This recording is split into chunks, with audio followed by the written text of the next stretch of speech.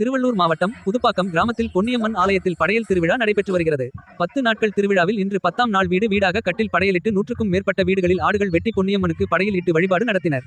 திருவள்ளூர் மாவட்டம் அருமந்தை பஞ்சாயத்துக்கு உட்பட்ட புதுப்பாக்கம் கிராமத்தில் 5 ஆண்டுகளுக்கு முன்பு புதிதாக கட்டப்பட்ட பொன்னியம்மன் ஆலயத்தில் 5 ஆண்டுகளுக்கு பிறகு முதலாம் ஆண்டு படையல் திருவிழா கோலாகலமாக நடைபெற்றது.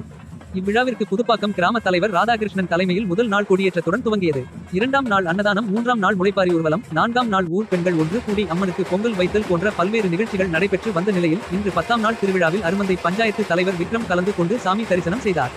இந்த ஊர்வலத்தில் உடுக்கை, சலங்கை, தாரை, தம்பட்டை, சிலம்பம் சுற்றி சிறுவர்கள் நடனம், வான வேடிக்கைகள் போன்ற கலை நிகழ்ச்சிகளுடன் வீடு வீடாக சென்றபோது அப்பகுதி கிராம மக்கள் ஊர்வலத்தில் வரும் பொன்னியம்மனுக்கு சாலையில் கட்டிலில் வீடுகளின் முன்பு படையல் இட்டு பல்வேறு பழங்கள், இனிப்புகள் உள்ளிட்டவைகளையும் வீட்டில் சமைக்கப்பட்ட சாதம், பல்வேறு வகையான அசைவ உணவு, மீன் வகைகள் என அம்மனுக்கு படையல் இட்டு தீபாராதனை காட்டி 100க்கும் மேற்பட்ட வீடுகளில் ஒவ்வொரு வீடுகளிலும் ஆடுகளை பலியிட்டு அம்மனுக்கு நேர்த்திக்கடன் செலுத்தி வழிபட்டனர்.